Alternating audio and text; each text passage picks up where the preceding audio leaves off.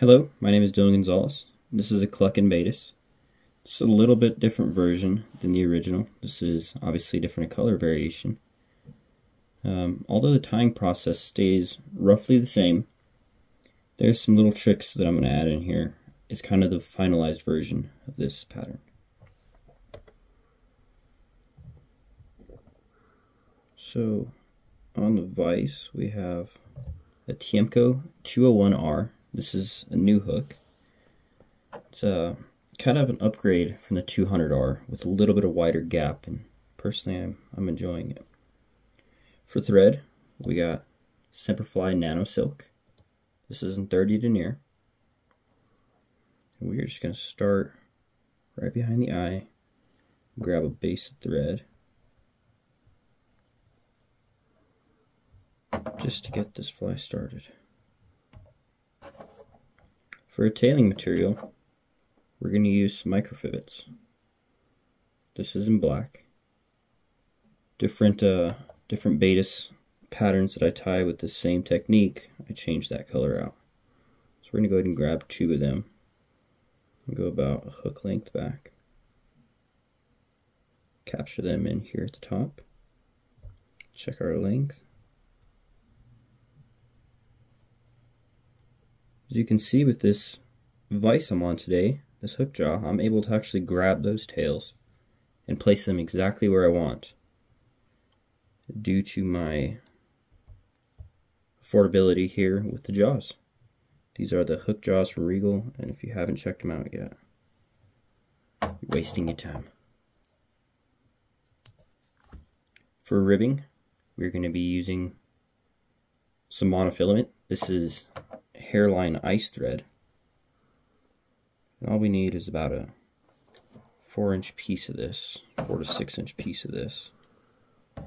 So you notice it's kind of different that I'm going to tie this in from the rear, but I'm doing that to keep the body nice and sparse and thin.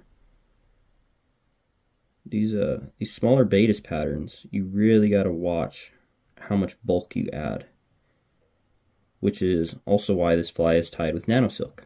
Obviously, being such a small denier thread, this is a great option. Our next material we're going to add in is some turkey feather. So you'll notice this is the side that we get our biots from. This is the secondary flight feather, and we're really going to be looking for this creamish color. That's what's going to make our gills. So I've already taken out a few plumes from it. We're going to tie them in on opposing sides of the hook. So we're making gills here.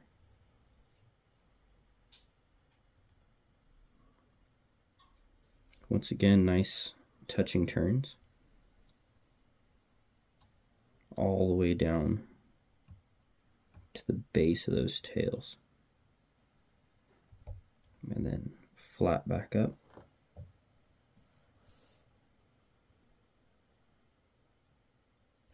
So you see I've tied them in on opposite sides, and the reason for that is we are using them to make gills, so we're trying to get that nice wide profile that Baetis have with their gills.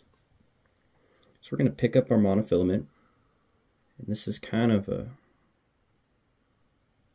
sticky situation moment. We're just going to start wrapping it, being very careful with this turkey.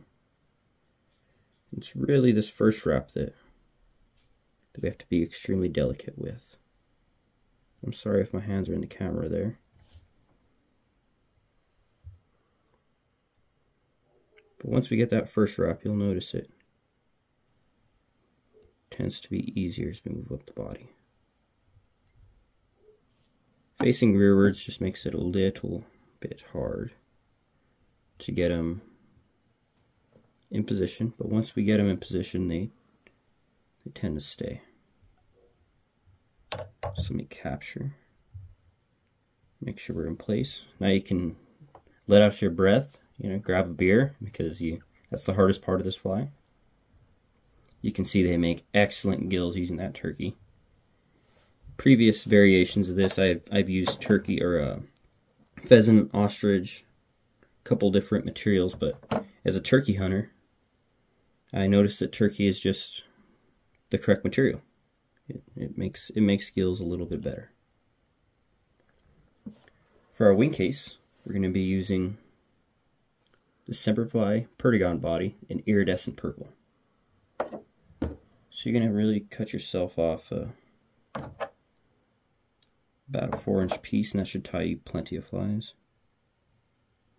We're going to attach it here on the top side. With these small Baetis, proportions are very, very important. So I typically take that to about the 2/3. It's right by the hook point.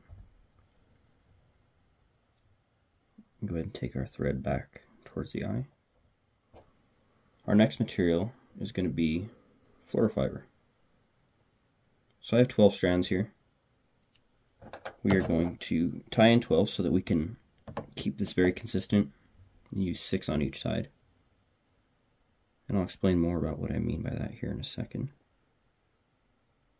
Make sure we capture that on top of the hook. Take that right back to where our flash ended.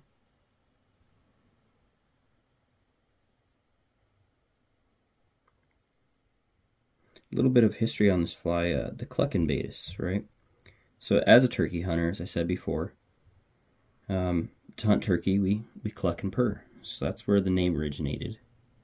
And really enjoy kind of giving it a little bit of a teaser as to what the body material is, what the gill is, by using that name. So now that we've got our thorax built up, we're going to pull this fluorofiber over the top and capture it in. A couple of turns of thread. We're going to separate the 12 strands that I had mentioned we tied in into 6 even. And this is just a way of keeping everything consistent. So once I count out 6, I'm going to go ahead and attach them in on opposing sides of the hook so that they splay out. Another little secret about this fly, we're going to use woodsy brown marker. And just underneath this flash, I'm going to color. And it's just going to add a little bit of dimension to it. As you can see, the color is translucent. So on top of my nail, you'll see where it's not colored versus where it is. You can see that brown, that dimension that it just kind of brings through. We'll go ahead and lay that over and capture it as well.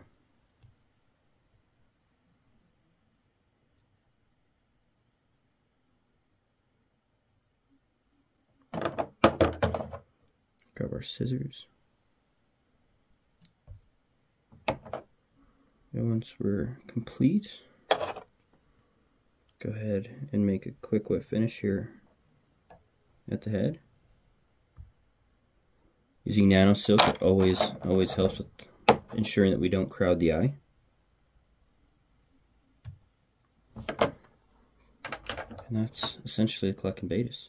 So we can cut legs and fish like that, but I like to give it a little bit of durability, especially with that flash on top. We're going to add in some UV resin. So pulling the legs down at my vise, I can use that to keep them underneath and away from the resin while I paint this on.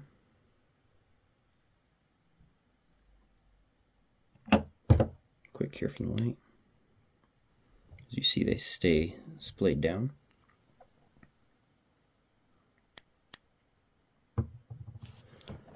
And now to keep everything consistent, we're going to use the vise and the hook point, and we're going to cut just above it.